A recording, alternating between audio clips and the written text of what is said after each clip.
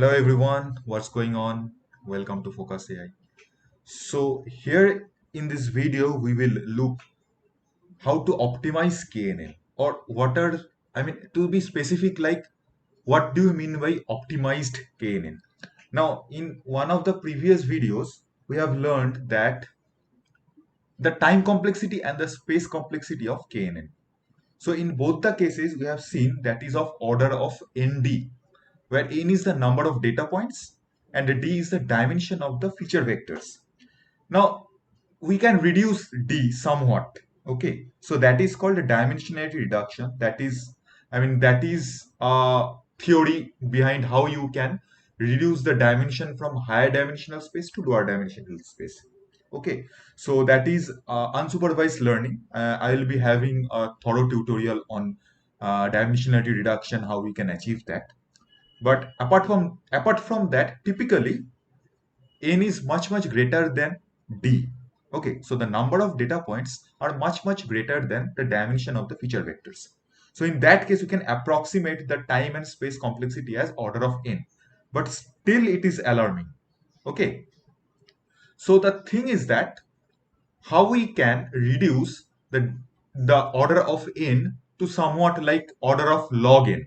Okay, so that is the way we can optimize our KNN. So there are a couple of ways by which we can achieve that. Okay, so let me go to the first way. So there is a data structure called KD tree. Okay, so using KD tree we can do that. Okay, not always, but yes, we can achieve order of log n. Okay, so we will check like how KD tree works. Now in general, KD tree is similar to a binary search tree but for higher dimensions. Okay, because our feature vectors are not in lower dimension. Not always be a single dimension or 1D.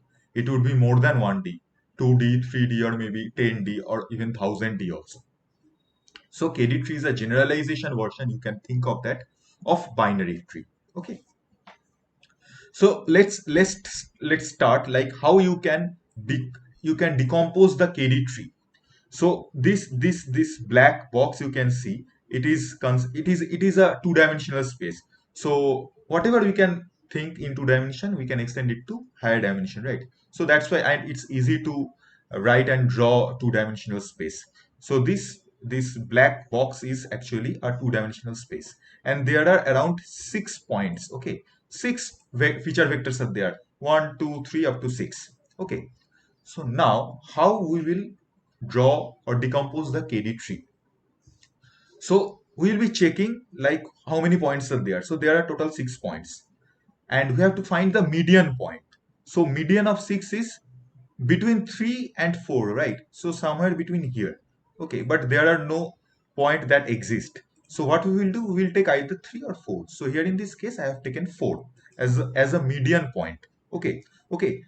Then what we have to do, we have to project this point on this x-axis. So this is x-axis, okay, and this is y-axis. Two dimension is there, x and y. So we have to take first the main median point of all the points, and we have to project this onto x-axis. And how we can project? We have to draw a vertical line, which is also called axis parallel line, because this line is actually parallel to this y-axis. Okay, so once we draw this, we create the first red line here, this red vertical line.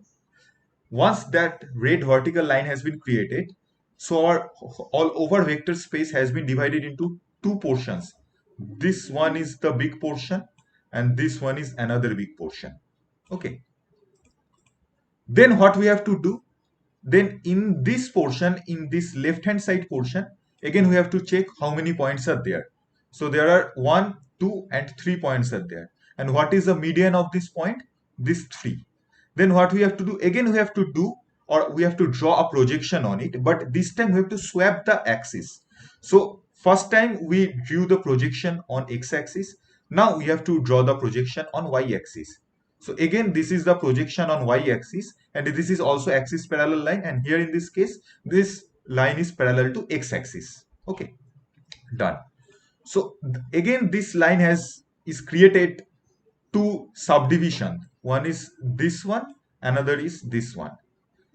Again, in each of these subdivision, we have to check how many points are there.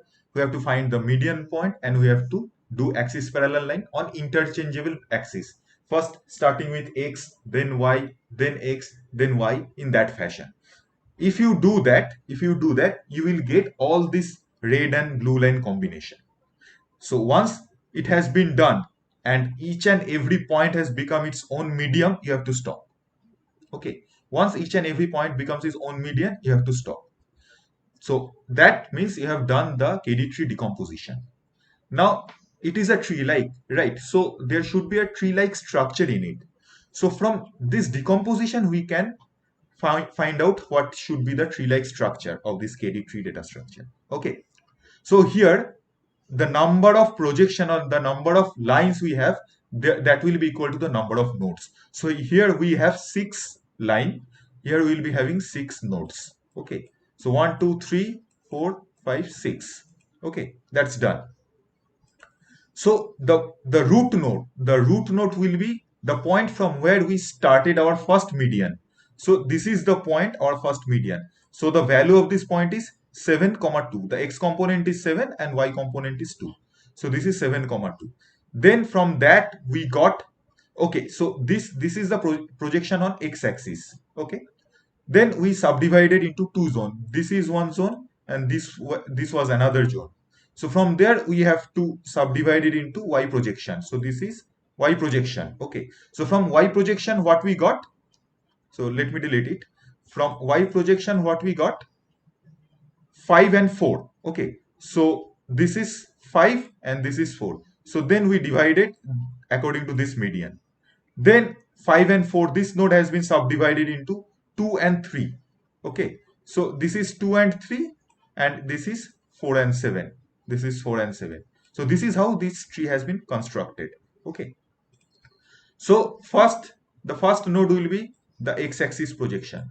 The second node will be the y-axis projection. Again, the third node will be x-axis projection. So this is how the axis will be, or the dimension will be interchanged. Now, if it were 3 dimension, x, y, and z. So first it will be x, second it will be y, third it will be z, and again coming back to x, then y, then z. That how that nodes will be generated. The KD tree decomposition will also happen. The KD tree structure will also happen. So this is how you can create a KD tree. Now, if you know something about binary tree, you can see like this is somewhat related to binary tree, right? Okay, so it is divided into 2. Again, it is divided into 2 like that. So now how we can utilize this KD tree structure and get the nearest neighbor of a query point. So let's say this is a query point. Okay. So what we have to do? We have to first check that this query point belongs to which rectangular strip. Okay. So it belongs actually into this rectangular strip, right? So from visuals we can say that, but from the tree how we can say that okay it belongs to this? So I have to start from the root node. Okay, so this is x-axis projection. Okay, so what we will do, we will take the x component of this query point, we will take the x component of this node and check if it is greater than or less than. If it is less than, then we will traverse this path. If it is greater than, we will traverse this path. Okay, so now here in this case, it is less than 7. The x component of this query point is less than 7. Obviously, the 7 is here and its x component will be somewhere here. Okay, so we will traverse to this path. Then we will come into this 5 and 4. So this is actually y projection. Now what we will compare? We will compare the y component of this query point and y component of this node. If it is less than, then we will traverse this path. If it is greater than, then we will traverse this path. Okay, so this y component is something like here 5.5, which is greater than the y component of this node, that is 4. So we will traverse according to this path. Then we will finally reach to the leaf node. So the leaf node is 4 7. So 4 7 is this one. So once we came the 4 7, so we can understand that okay, this query point is actually belongs to this particular rectangular strip. Once we confirm that, then we can say that, okay, so the leaf node is 4 7, that means this point, and our query point was here. So we can say that this point could be our nearest neighbor. It could be. But how to confirm that is that take this distance as a diameter and draw a circle. Okay, just draw a circle. Okay, now if that circle periphery cuts any other vertical line or horizontal line, then we have to traverse back. So that means there are some points which are inside this circle, and that's why you have to consider those points as nearest neighbor, not this blue point. Okay, if it is cutting any other horizontal or vertical line. So here in this case it's not cutting, so obviously this would be our nearest neighbor. Okay, but if it is cutting, say for simplicity, if this is a query point, and somehow say this cuts this two line. Now it already cut this line and we considered this particular line in this node. Maybe yes, this is the node we considered this line, but it also cuts this particular vertical line also. Then we have to traverse back from the similar way, that where that vertical line cutting is done, what is that node. We have to reach to that node by backtracking. Once we backtrack, then again we have to follow through that, okay, there might be some other nearest neighbors. So again we might go in this path, and then we might follow through this path, and we will find that, okay, this is the actual nearest neighbor. So this is how KD tree works to find a nearest neighbor. Now, if you follow through properly, you can think like this is kind of a binary search tree structure. So previously in KNN, in a simplistic form, what we were doing, like we are doing brute force. So we have a query point, we are calculating distance from this point, this point, this point, each and every point. So it is taking time, order of n. Now here what is happening, I will check here, then I will check here, and I will find the point here, nearest neighbor point is here. So I won't be considering this point, I won't be considering this point, I won't be considering this point. So the time is actually reducing, and mathematically it can be proved that the lowest time it can achieve is order of log n. But as I have said earlier, that it's not always order of n, log n. It could be worse, that is order of n also. When that backtracking, when it will come, like this could be the nearest neighbor, but after drawing the circle, it is seeing that it's actually cutting some other vertical or horizontal lines or projection lines. So that means there could be some other points which are nearest neighbor. Then it will go backtrack, and then it will find the way. So this is actually some more complex, and it is time consuming. But anyway, using KD tree, we at least achieved in some of the points. I mean, in practical, it would be almost more than 50% points we can get the order of log n, and which drastically reduce the time. Okay, but there is one problem with KD tree. Now, it's not specific to KD tree, but yes, because now we are considering it in two-dimensional case. Now, what if the dimension is 1000 or tens of thousands? Then what to do? So in high dimension, there is something called curse of dimensionality happens. If you don't know what is curse of dimensionality, I have a separate video on that. You can go and check that out. But what typically happens is that in high dimension space, it might sound weird for you if you are hearing for the first time. But in high dimension space, what happens that all the vector feature points are equidistant. Now here you can see in this two-dimensional space, the distance between these 2 points and the distance between these 2 points is unequal. But in high dimensional space, it will all be equal. Every point will be at equal distance, and that's true. That's true. You just go through my curse of dimensionality video. You can find out that why it is so. Okay. So anyway, so that happens. So KD tree cannot work in high dimension space. So specifically, like KD tree works in low dimension, like up to 3D, mostly in 3D because it used in computer graphics mostly. So it works very well in 3D, but in high dimensional space, KD tree does not work well. So what is the solution? I mean, obviously in high dimension space there is no solution. But yes, if you want to hear if there any solution, but yes, there is a solution, and that is another data structure called ball tree. Okay, so now I am not saying that ball tree is not affected in high dimension space. It is also affected, but less affected than KD tree. Okay. So similar to KD tree, we have ball tree. Okay. So let's see how the ball tree decomposition happens. Okay. Say here I have 9 points. 1, 2, 3, 4 up to 9. Okay. So all the points we have in our two-dimensional space. So what happens is that in ball tree, it creates ball. You can see these circles or circular balls. Specifically, these are spheres. And in high dimensional space, the spheres are called hyperspheres. Hyperball, you can say. So that's why the name is ball tree. So how it creates the ball? Okay. So first, let me tell you how it creates the ball. Okay. So first, it will randomly choose any point. Say it has chosen this point. Now, from this point, it will check which point is the farthest. So say point number 9 is farthest. Again, it will choose from point 9 which point is the farthest. Say point 1 is the farthest. So we have point 1 and point 9 which are the farthest point in this vector space or in the points it is having. So out of these 9 points, 1 and 9 is the farthest point.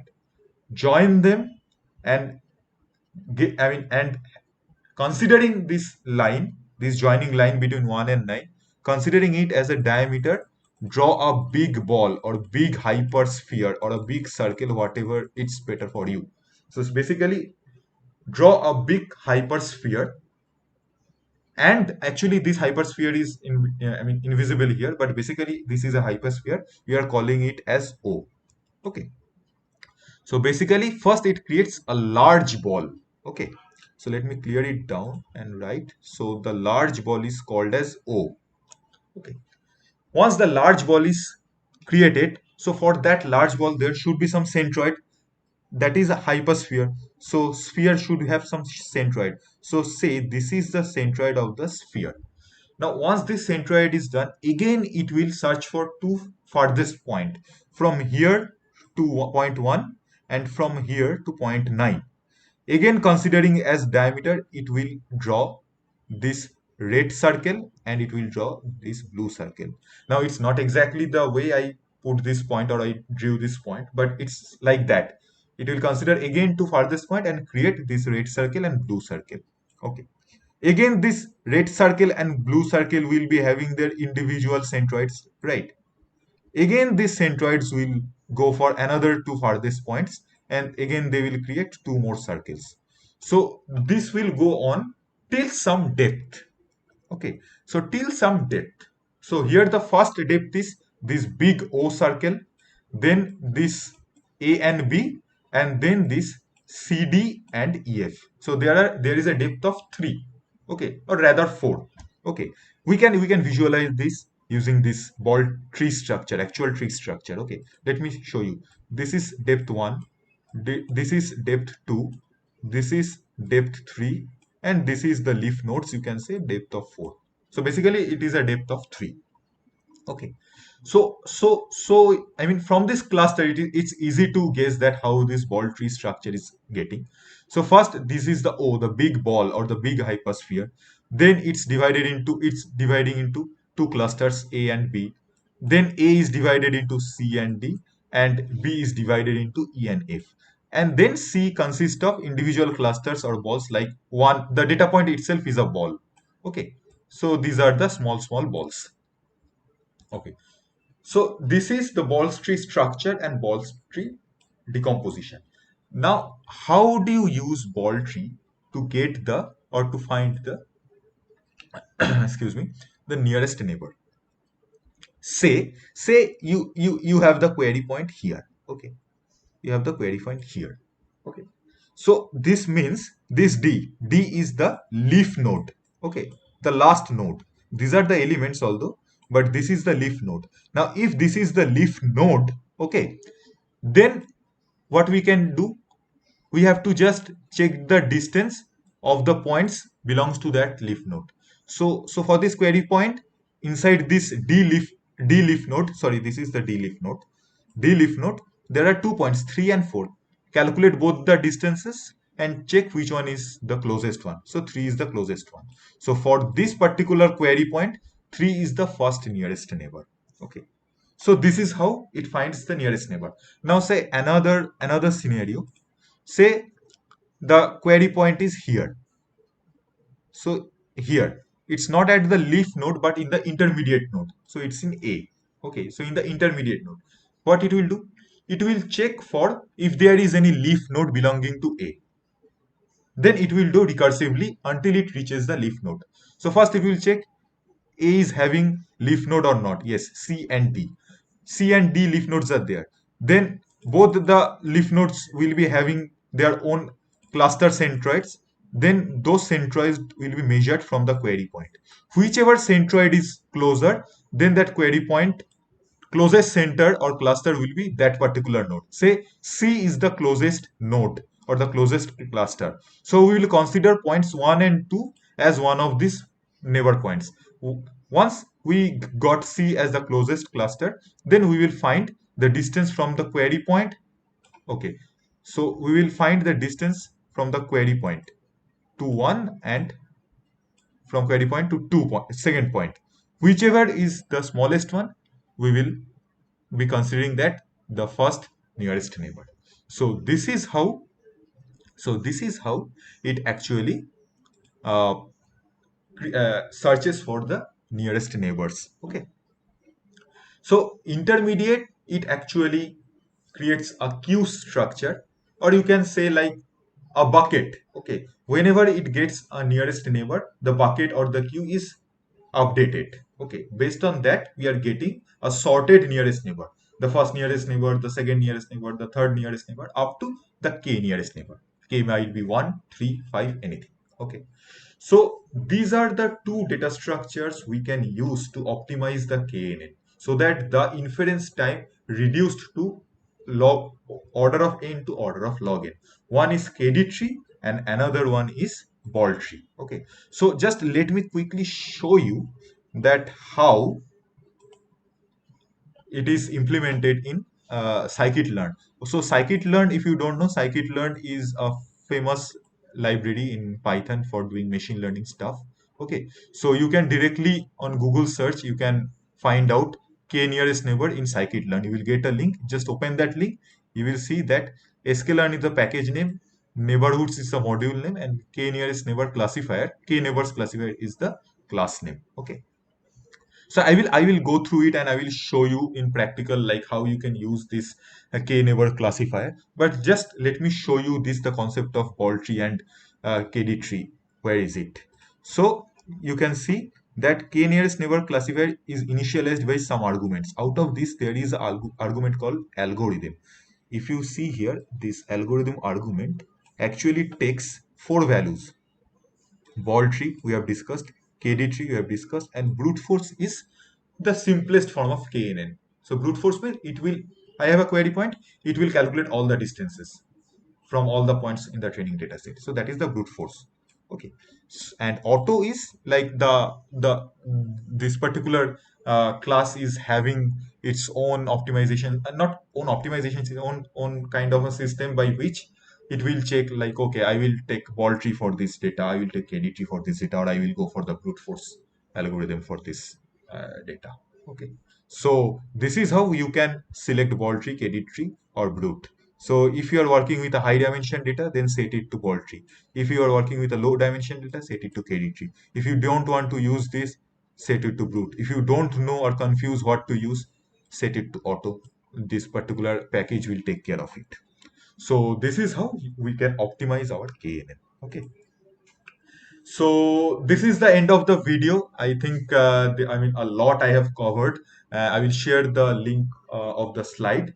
Go through it and just check like and try to dry run in your mind so that you can get more and more comfortable in this. Okay.